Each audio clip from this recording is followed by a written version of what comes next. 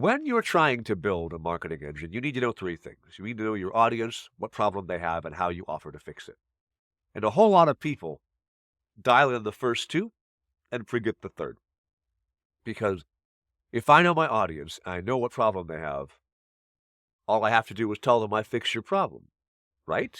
Well, no.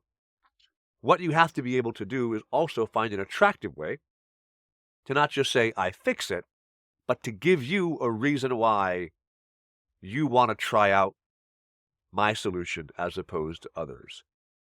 Almost everybody bigger than you is going to have, I mean, you've been to every SaaS website on the internet, they have a free demo. That's all they've got. If you're able to say, I'm going to test first with my advertising, make sure I have the right audience and the right problem. And I'm going to construct an offer that's good enough that they feel like idiots if they refuse. A lot of folks call this the Godfather offer. You're going to close more deals because people will see that you understand their problem and your offer is so good to fix it that they feel like they must try you out. I'll give you two examples of when I've seen this working. One of them is we have a client, let me stop doing this. This is not good visuals. We have a client who sells enterprise websites, very expensive websites, and you cannot sell a $100,000 plus service on cold traffic. It cannot be done because people don't trust you enough to say, oh, I'll write you a check for $100,000 or $500,000 off of this cool ad that I saw on TikTok. That's not going to happen. But what you can do is you can sell people on something much, much more affordable, which starts to get them to trust you, to cross the trust gap where they're willing to write a six-figure check. For this client, because you can't sell cold traffic on, let's have a call about your website, but we could sell cold traffic on, attend a UX workshop. And so we were paying to get people to go to this workshop, and the workshop was a couple $100, and it cost us a couple $100 to get people to go sit in the workshop. So we're not making any money on this low-ticket offer. But you fill a workshop up with 20 or 30 people, and you make the ticket price high enough where probably the people aren't the ones buying the ticket, but rather their company is. And now we start to find a source of companies that have enough money to have a learning and development budget. Those companies are the ones who are larger and more established. And so then you start to offer them, great, here's our workshop on UX. Here's now a resource on how you conduct an audit yourself of your website. And if you don't want to do the audit, hey, we'll do the audit for you for more than a couple $100. So you upsell them into that.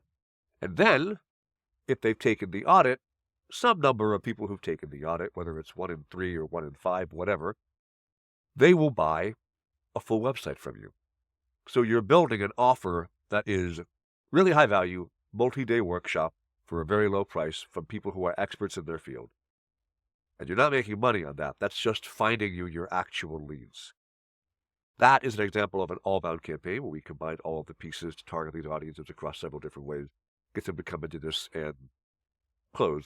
That works because you're taking what is normally an impossible sale and you're breaking it down into something that's actually composable. That's offer creation, right? That wasn't a small company. For a small company, we've had a company that sells a very technical product.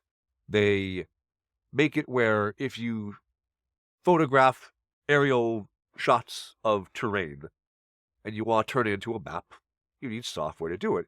There are 3 or 4 major softwares out there. For them, our campaign and the offer we came up with that worked really well for them across multiple channels and across multiple mediums was to identify one thing that the major competitors didn't do well that this software did. And then the offer was stop having that problem. And if somebody had used that software and had that problem, they would be willing to try and see if this solved that problem. And once you say, hey, take your trial, put your data in, and if it doesn't work, you get your money back, people are willing to give it a go. So you've removed the barrier to entry on cost because it is if you don't like it, you get your cash back. And you've identified the pain that people have, their real problem is when I use this software, I have this outcome.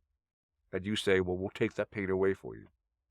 So by working on finding a compelling way to solve the problem, offering it up, removing pricing objections, removing other things that might make someone say, no, I don't want to, then you're able to fully self-serve. That product was you go online, you sign up online, you try the tool online, all managed by product-led growth. That works, right? Either way, you're constructing things. What's important to figure out is as you're building your multi-channel and your all-about marketing campaign, you test the messaging, you test the audience, you test the offer. And when you find what works, that's when you start to double down in your email, in your content, in your every other channel to reinforce this key message. Because most people won't act the first time they hear a message, but they might act the third or the seventh or the 12th. And so having that same message be consistent across all your channels is a really effective way to make sure people remember you for this thing and then try you out for it.